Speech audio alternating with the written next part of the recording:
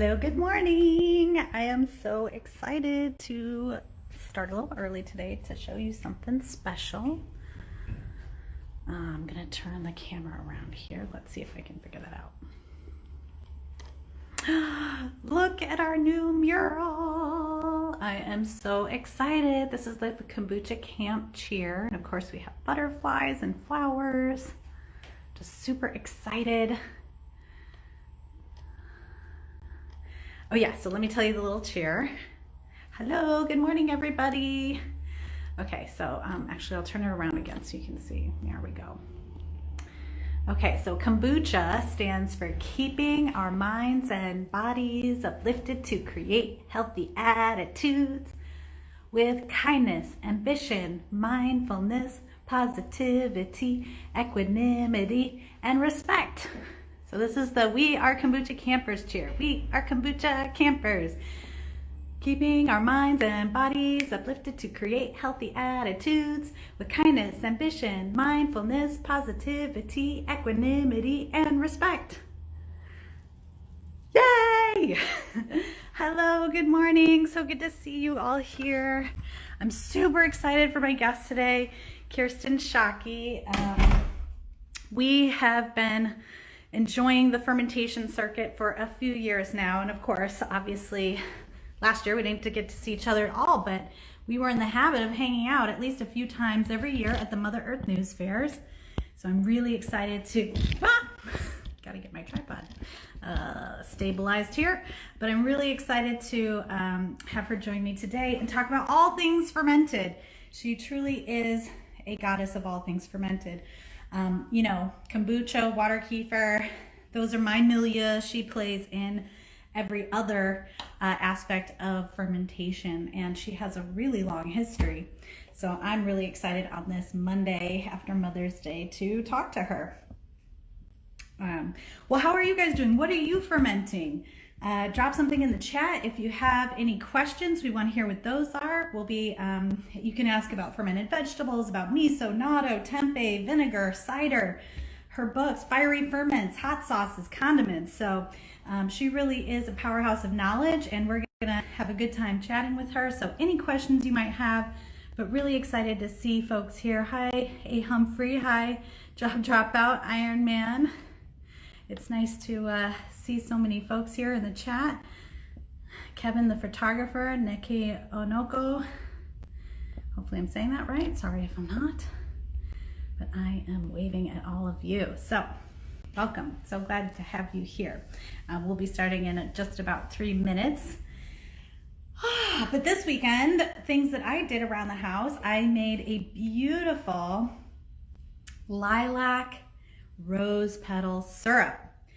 So gin happens to be my poison of choice, so to speak, and I love making delicious cocktails. And so I am, let's see, how am I doing this? There we go. I'll keep telling my little story though. So I went out into my yard and I picked white rose petals. They smell so delicious. And I had these lovely lavender, lilacs. Hi, Kirsten. Hi, Hannah. How are you? I'm great. Good to see you this morning. I was just sharing with them a project I did this weekend, which was to make a rose petal lilac syrup. Lilacs don't grow here in California, but they did grow in my native Midwest, or I think they've adapted a version to grow out here. But I picked some up locally at my farmer's market and just decided to put all that loveliness into a syrup because I make gin cocktails. Oh, and I have some fresh grapefruit with that little bit of syrup. It just was perfect, of course, with a splash of kombucha. That was how I celebrated my Mother's Day. How did you celebrate yours? Nice. We had a lunch with my son's family and his mother-in-law, and went on a nice little hike. So almost my Mother's Day was the weekend before, when for 3 hours all 4 children were in one place, which was... I saw some photos. You have some giants. Yeah. I'd like to be able to say fermented foods makes you taller, but you know, I don't think there's any proof. Maybe not. Well, that, and they've got a tall dad, so that helps too. And you're a tall woman. We are both about 5'8", if I recall. Yes, yes. But around my crew, they just like pat me on the head and say, yeah, you're cute. You're just little. And I'm like, in normal circles, no. Exactly. Well, you have such an amazing story. And I was just telling people we have been friends for quite a while. I want to say we first met at Mother Earth News Fair, but I'm not remembering what year. Maybe 2016, the year our book came out. Was that the year your book came out too? I think it was before that. I think it was 14 or 15 at Craftcation. And you were introduced to me as a person writing the big book of kombucha, so it wasn't out yet. Yes, that's right. And it was at Craftcation where I met Deborah Balmuth from Story, and they ended up being our publisher, just like your publisher. And so that's right, we did. We met at Craftcation. That's a really, for folks who don't know about Craftcation, if you want to turn your crafting into a business, oh my gosh, I'm totally blanking on their names, but Delilah and... Delilah. Okay. I remember that.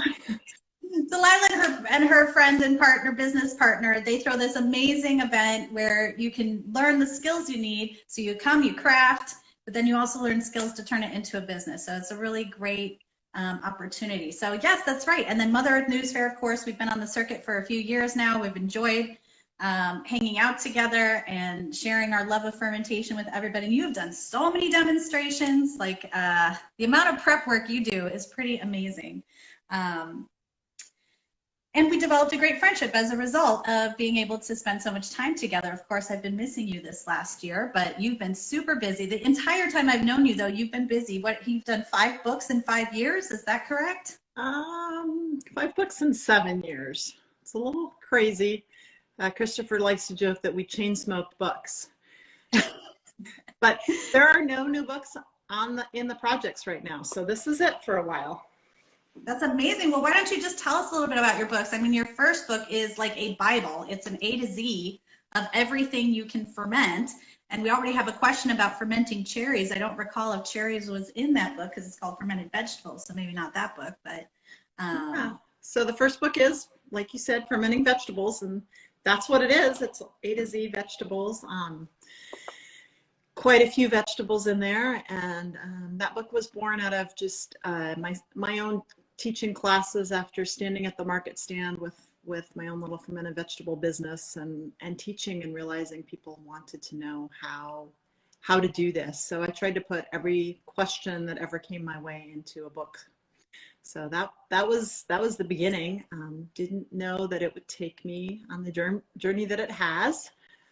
Second book was taking that further, Fiery Ferments, which is really a condiment book. So don't be afraid of the title if you like condiments. But the next book was definitely out there for some folks, but we had a lot of fun writing it. Miso Tempeh Natto. So exploring the idea of fermenting beans and grains. And then really the cider book, which we've made cider here on our homestead. We're in Southern Oregon for 20 plus years. So it was kind of coming full circle to where we started a lot of the fermentation. Christopher was originally a cider maker. I was originally a cheese maker. There's no cheese books coming out though. There's plenty of good books out there. And my vinegar chapter, I mean, this is rude, but it got kicked out of the cider book. It was too big. Well, it turned into its own book, apparently. Yes. So then it was wide open. It went from I only had apples to use to I could use anything I wanted to. So that was a boon. It ended up being a really fun book to write, even though it was never like on the plan. So that's fun. So yeah, this is it. It's out tomorrow. Yay! Congratulations! How exciting! Do you keep track of all your book anniversaries, or it's all just a blur now? It's all just a blur now. Yeah. This one's coming out very close to my birthday, though, so I'll probably remember this one. There you go. Yeah, and it's the one that finally brought you a little peace at the end here. Right. I just remember you always having to rush back to your room and keep working on your next book and editing and whatnot. But let's back it up a little bit more. So you live on a homestead in Oregon. How did that come to be? Was this a lifestyle choice of yours? Did you grow up as a farmer? How did you end up starting your first business? Yeah, lifestyle choice, I think, is the best answer. My father was an anthropologist, and I grew up all over the world. And I think more than anything, I really wanted to have a home on my own. And so I dug in. So we moved here in 1998. I really wanted my kids, I homeschooled, and I wanted them to understand where their food came from. And so it's sort of just evolved that way, and we did it all. I mean, every kid had to have a different animal, whether it was a cow or a goat or horse or whatever. So we've done all that, and it just had about 18 years of just like food centric living. And so this whole other thing just sort of was born out of that, because, you know, when you grow food, you have to preserve food, and you try to find the best way. I was kind of doing all the canning, preserving, and this kind of homestead art before it was cool. Yes, I was going to say, based on the year you started, like that was a very tip of the iceberg. Not a lot of people were as conscious or aware of that at that time, but certainly there are plenty of folks who were doing that, as you were already involved in the community. Mm-hmm. We just didn't have an internet to connect us, you know. So when I wanted to learn about, you know, dairy cows, there was many people had goats, but nobody had cows anymore. You know, it was like trying to find the old neighbors or trying to find some books, and there just wasn't much out there at that time, because like I said, the internet wasn't it was there, but it wasn't what it is now as far as being able to find that kind of information. We used to have to go to the library and look stuff up in the card catalog. Yes. And boy, we used to go to the library so much, and I love libraries, and I kind of feel sort of sad I don't go much anymore. Well, the good news is your books is probably in all the libraries. I know that was all the libraries gobbled up our books because they love these kinds of reference books. So even if you don't have a chance to grab my book or Kirsten's book, go to your local library. They have so many great resources there. In fact, when I was first learning about kombucha, that's where I went. I went to my local library and checked out every book I could find on kombucha, and you know, it's a great place to start. It's just gobbling up all that info. Of course, now with the internet, it's so easy to just find a website. I just feel like sometimes the websites can have good information or bad information. It's really hard to tell. At least, you know, if someone's been through the book writing process, they've been vetted somewhat, they should know what they're talking about, and you'll find some really great tips there. Yeah. And if the books aren't there, be sure to request, because librarians don't always know what to have. So well, and I'm curious to know, especially with the miso and natto book, was any of that influenced by your international upbringing? I mean, you have an amazing story. I think you grew up somewhat in Indonesia. Is that right? Yeah. My dad is German, so I've lived in Germany a lot, and I was in Indonesia for a year and a half while he was doing his dissertation, his thesis work there, field studies. And so tempeh was, you know, part of that journey for sure. And just in general, being all over the world and being the daughter of an anthropologist, it was made very clear to me at a very young age, you did not say no to anybody's food, even if you weren't, you know, you weren't sure as a 3-year-old or a 5-year-old if that was going to be something you were okay with. You were okay with it. There was no but the good news is I'm fairly brave with my palate.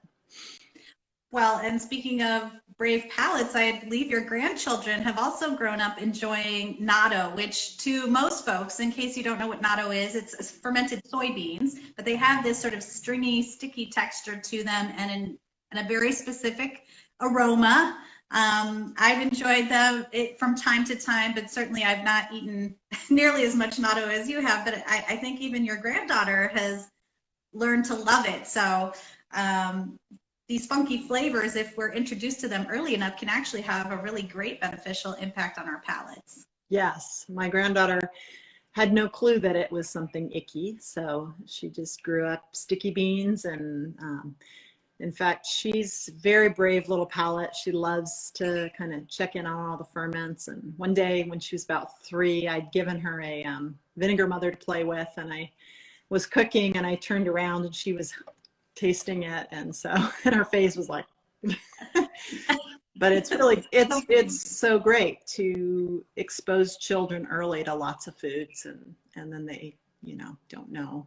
The worst thing was when I was at market, kids would come up and they'd see these bright colored fermented vegetables, and we always did tasting, and they were diving in, scooping it out and tasting it and loving it, and their parents would walk up and they're like, ew, you're not gonna like that. And they're like halfway through their third bite, and you're like, don't say that. And then the kid like suddenly is like, oh, I don't like that. And it always made me feel really bad. I wanted to say, don't do that. Of course. Well, because so much of our palate is influenced by those around us. So same thing with sampling kombucha, right? We would have people come up to the booth with their kids, and the kids would be a little shy, and I'm like, just give it a try. And sometimes the parents would be like, I don't think they're going to like that. And the kid just absolutely loved it. And what I would tell them is, well, you know what, their palate hasn't been exposed to as much processed food and sugar as yours has. So in fact, they might actually be able to taste those flavors and enjoy it a little bit better. Again, not a knock to the parents. Look, we all grew up with processed foods, obviously living on the farm, maybe your kids less so, but yourself included probably had some processed foods in your diet, and it really does change what you're able to even taste or perceive on the tongue. And so, fermented foods, as you know very well, have been part of our human diet since the beginning. Now, how they're present in our diet is in these small, intensely flavorful bursts of flavor and nutrients and enzymes. And so they aren't necessarily intended to, eat a whole cup of sauerkraut in a sitting, unless you're very accustomed to eating that way, or your body will give you a little mini cleanse that maybe you weren't expecting. Yeah. Go ahead. Well, and so in all your books, like, what has been sort of your favorite ferment to tackle? Are there, obviously there were new ones you'd never tried before, but what has surprisingly ended up something that you really, really enjoyed? Well, I really did sort of chide myself and enjoy getting to like natto. My mom was a Chinese herbalist and acupuncturist, and I, with all my pregnancies, was left with all kinds of varicose veins, and natto is amazing for circulation and heart health and vein health. And so she would tell me all the time, you got to eat natto, and she'd bring home the little packages and the styrofoam from the Asian store and stick the mustard in the, and she's, I just, partly because it was my mom, right, and partly it was just I didn't try very hard to get past the texture. And so when it was like, okay, you're going to be writing about natto, you really need to at least understand it, its flavors, and find a way to like it. That was a lot of fun, and I eat it every day now. It's really that amazing, and I've developed a taste for it and a palate for it. But here's the tricky thing, right? It's not us that asks for the jelly donut or the, whatever it's asking for. It's your microbes. And so my microbes, because I was trying so hard to find recipes, to make natto something more custom to maybe a Western palate, which I think I did. Meanwhile, my microbes are like, oh, this is good. Now they're like, send down the natto, let's have some of that every day. So that one, and then honestly, the vinegar book was a lot of fun, because once I realized that anything, if you can access the sugar in anything, so, for sweet potatoes, I mean, look at the color of this.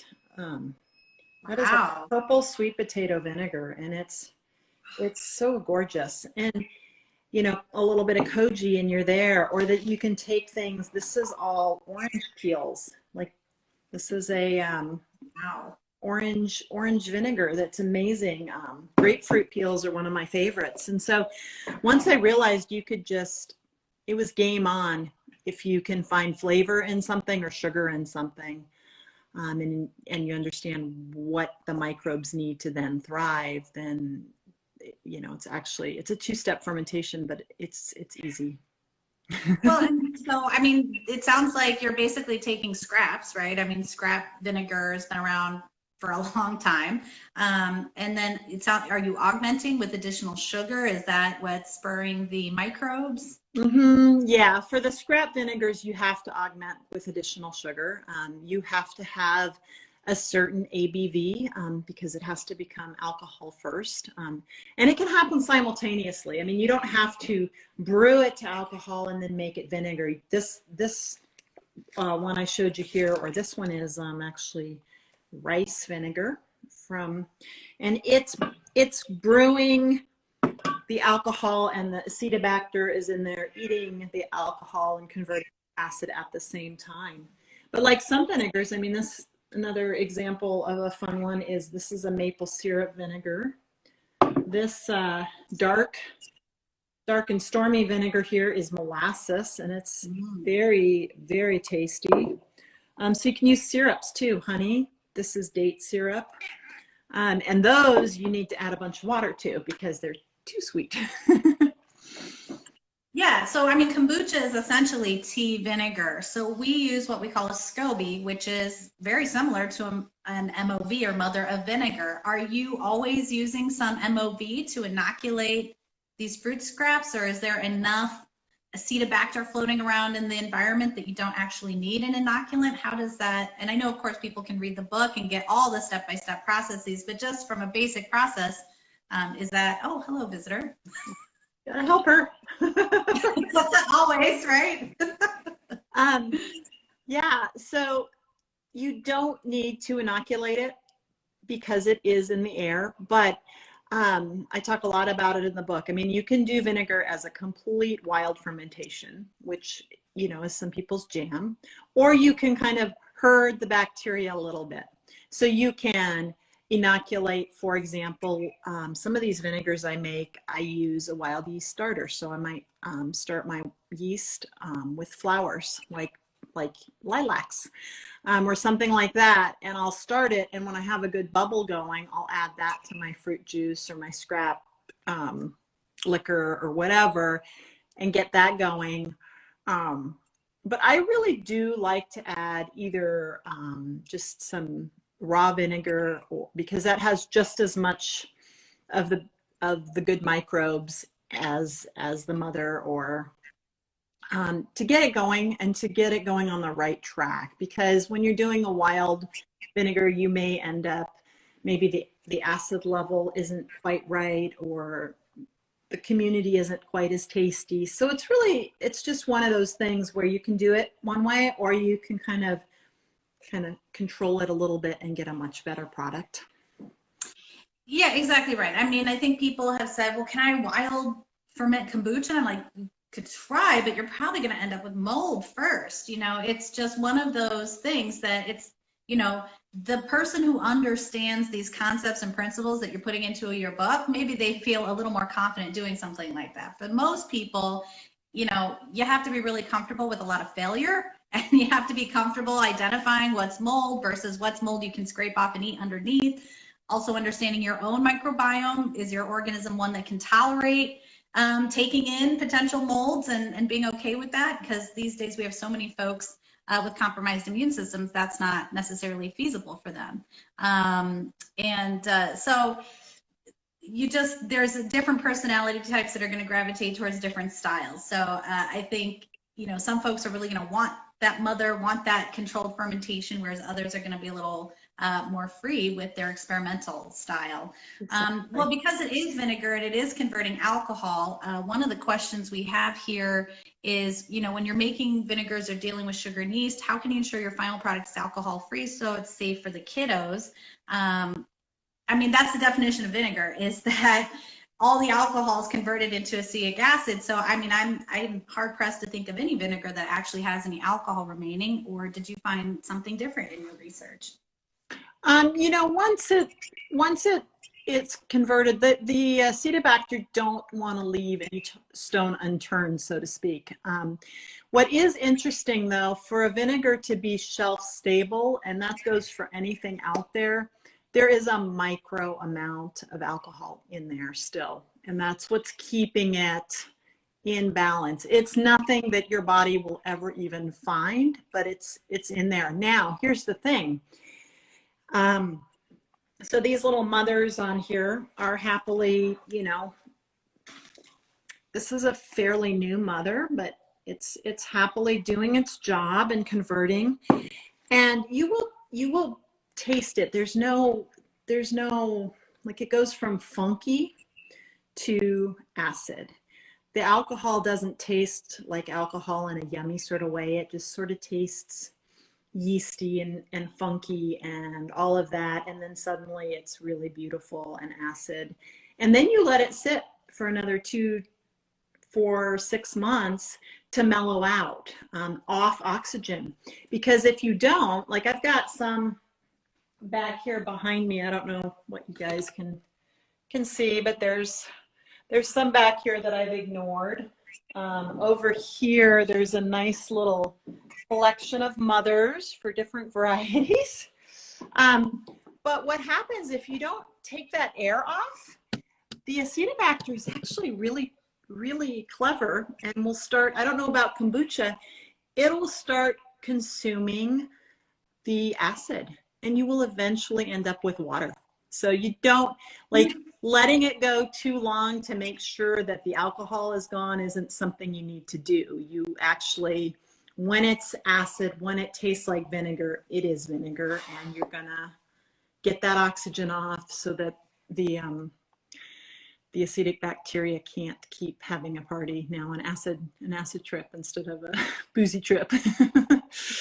Yeah, well, because each creates the byproducts of the other to eat. And so it's going to continue to perpetuate that cycle basically ad infinitum because they want to persist, right? They want to survive and live.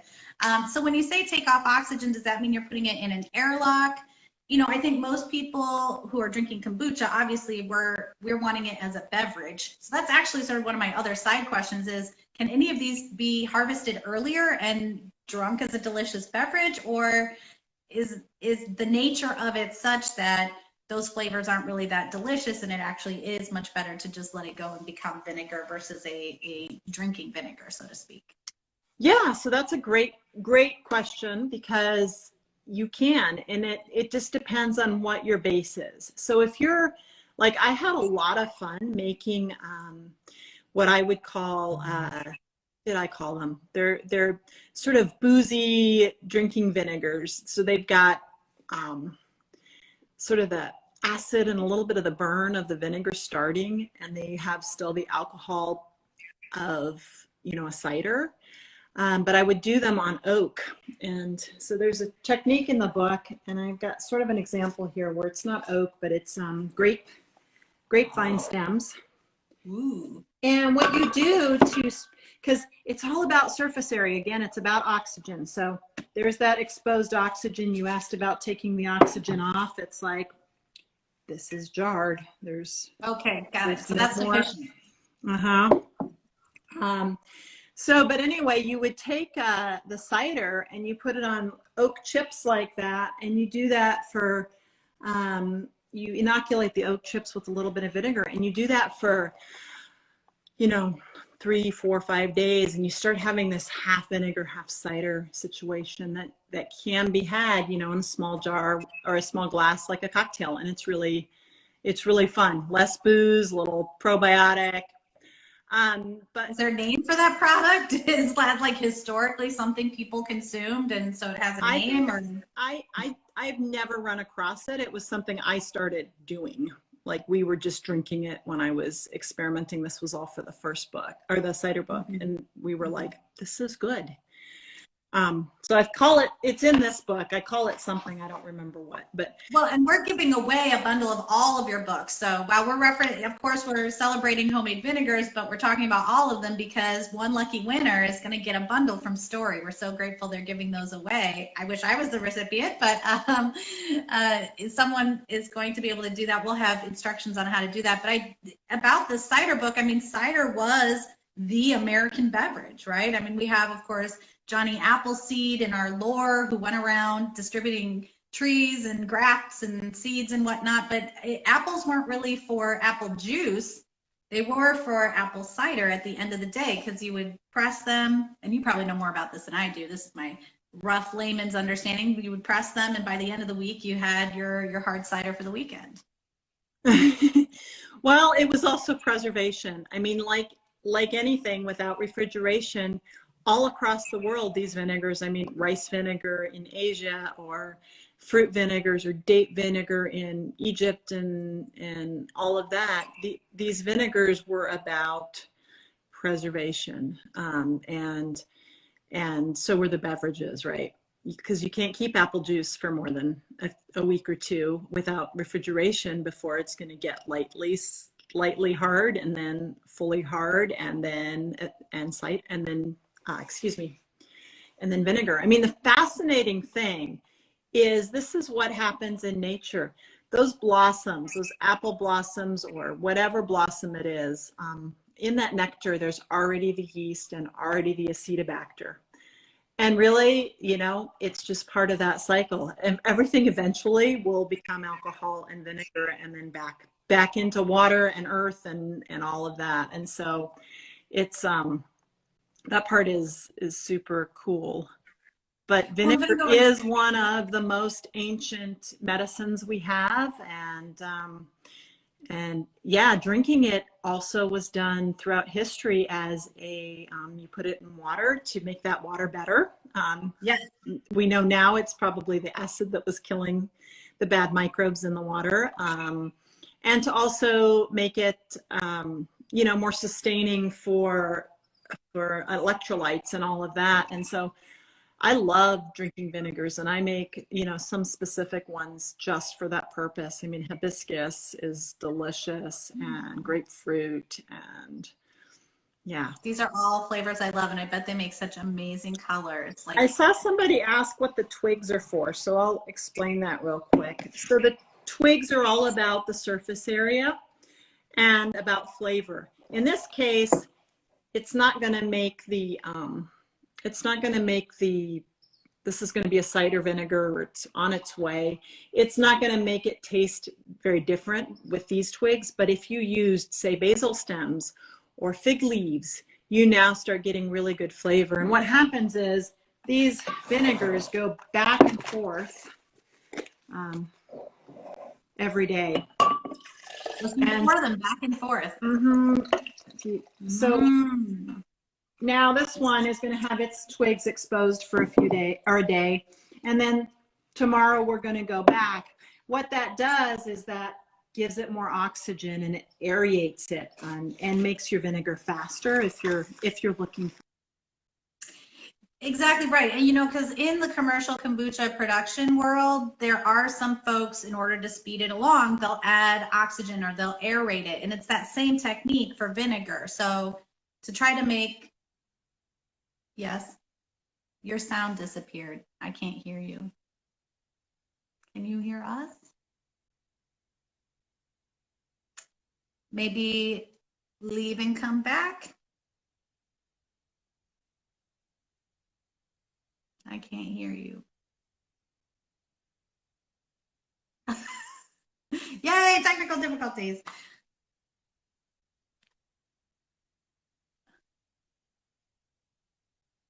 I'm not sure. Folks out there, can you hear us, me and Kirsten, or just myself? Let's see what they say.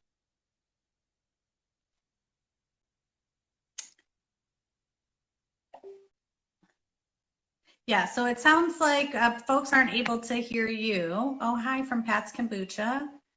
Lots of great people waving and saying hello.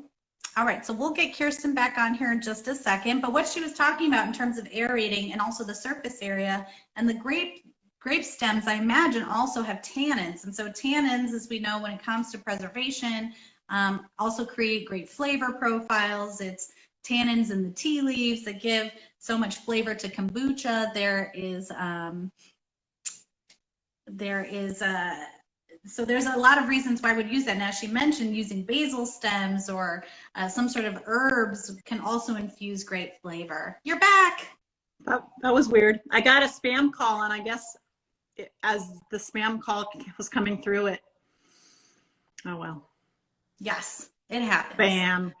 Bam, technology, live. This is what live is all about.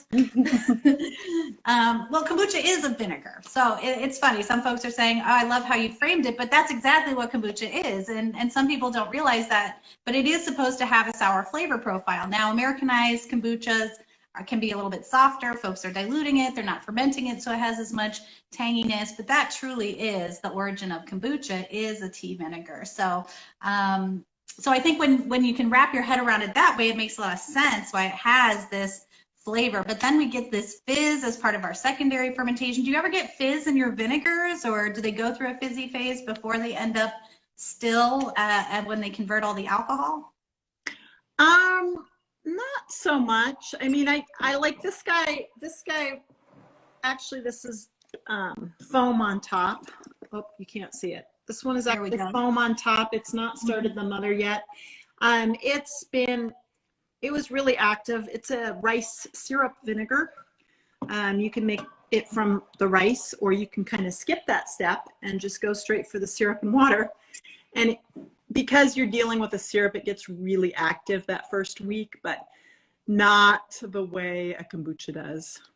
Yeah. Yeah. I think it's just the way we cultivate it, the way we harvest it. And so do you have any vinegars? You mentioned these different flavors, the maple syrup, the date syrup. So are you actually able to taste those notes in there? Like, I mean, we know wine is fermented grapes, but grape juice and wine taste nothing alike.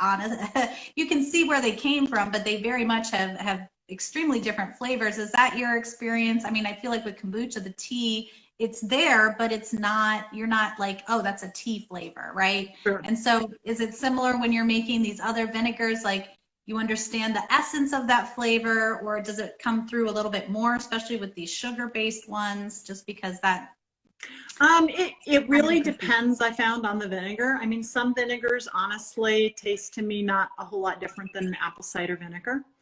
But some vinegars really do bring along their own special flavors, and it's amazing. So pears makes an interesting vinegar because pears has sorbitol, which is an unfermentable sugar, so it keeps it sweet, which makes a really nice drinking vinegar.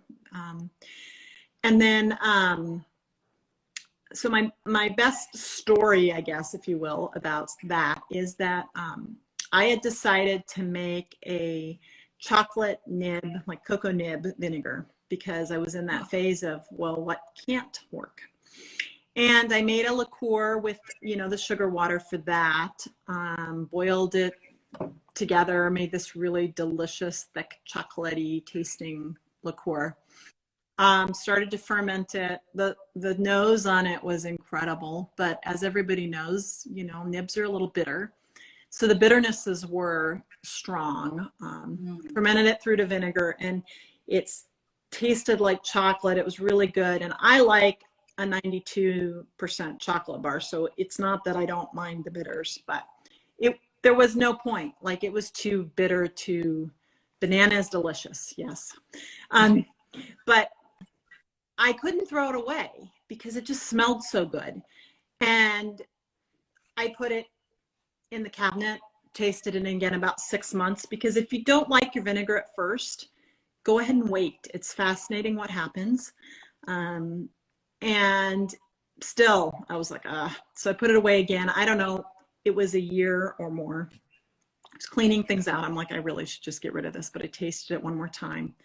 The bitters were gone. The phenolics of the chocolates and everything had risen, and it's a fantastic vinegar. So it's really interesting to see, you know, how these flavors do come through. And often you might not taste it when you first are done making it. When it's harvesting, you might taste it, you know, 3 months down the road or 6 months down the road, which I think is couple adages coming to mind. Good things come to those who wait, and mellow with age, right? Like it makes a lot of sense. Right. Why we have those concepts, especially when we apply them to our food. And I mean, some vinegars like balsamic, 30 years in a barrel. I mean, it's pretty tremendous to know it can take an entire, I mean, 30 years is a long time for it to wait for a food to be ready. So it's kind of neat when you hear about those old family businesses that have carried on these traditions for so many years. And there's a lot of beauty connected to the artistry of these products. So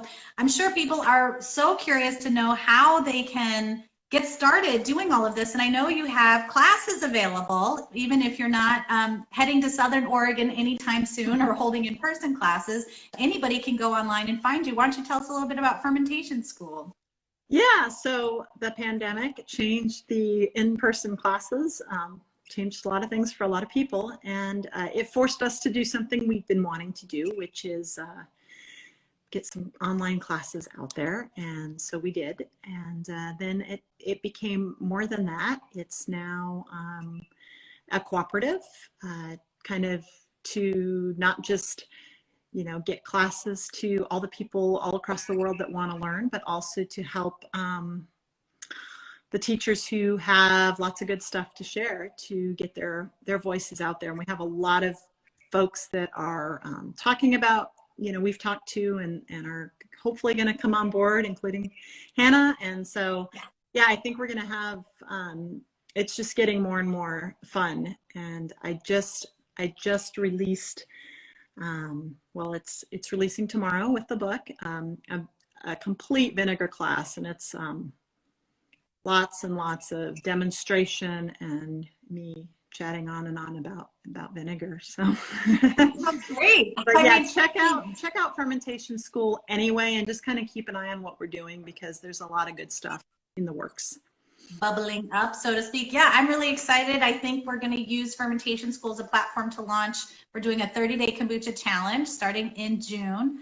This is a challenge that I created along with some great writers and helpers back in 2012, and I haven't launched it since. So I've had this like great pool of content. I've just been busy traveling the world, promoting the book, building all the businesses, all the things, and now it feels like the right time, because I think what we've learned out of this pandemic is our immune system is our most valuable asset, and you really have to invest in your most valuable asset to get the best return on investment. And I think purchasing your books, taking your school, doing a challenge like a 30-day kombucha challenge, just getting more of those good microbes into your body, because the reality is we really don't completely understand how our bodies work, but what we know is our immune system is in our gut, that microbes are there to help us. And so the biggest range of microbes we can get in and on our bodies, whether that's through gardening or hiking or being in nature, that's just going to allow our bodies to naturally have a better outcome. So Fermentation School is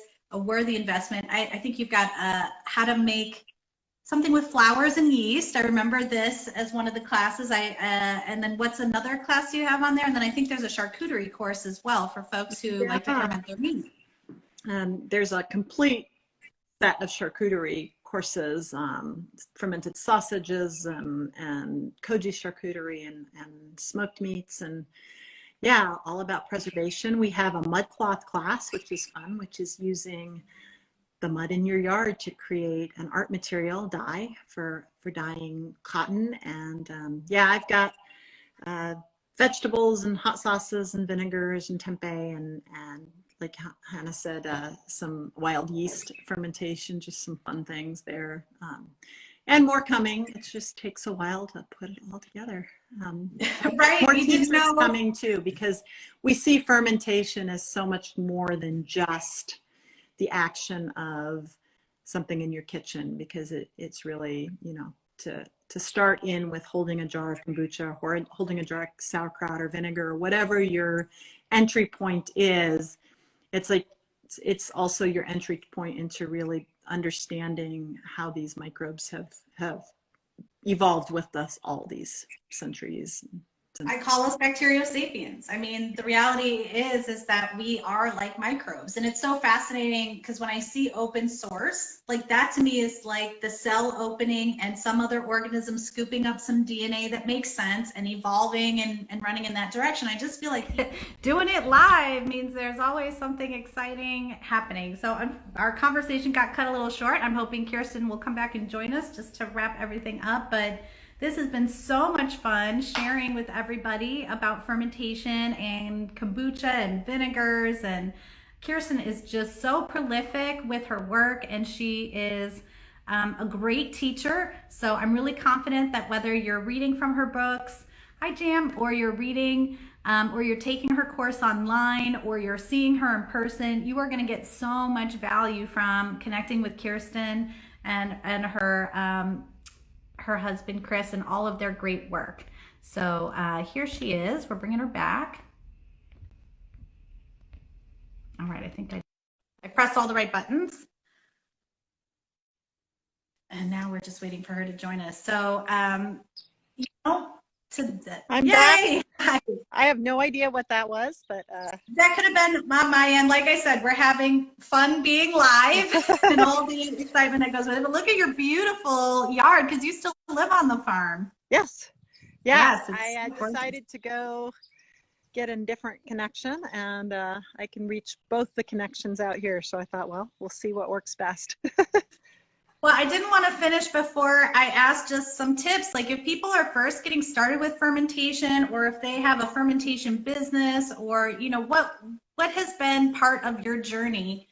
What lessons learned could you share looking back all these years of what you've done to help folks who are maybe at the beginning of that journey? We know fermented foods is something that can be a really great opportunity to support your community and create an income. As a business and a previous fermentation business owner, what kind of advice do you have to share? Oh Lord. For me, it was such a literally an organic journey. Like there was no plan. But I do think what I have learned more than anything is to just be open to pivot and trust yourself, because this world is so, the unknowns just change from moment to moment. And that's been my biggest, and even, with the fermentation, like it's not a static recipe. We give recipes out, but I mean, my biggest goal is to have people feel like they're intuitive fermenters, like they get it and they have a relationship with the microbes and the flavors and the things that they love. And I think it's the same with a business.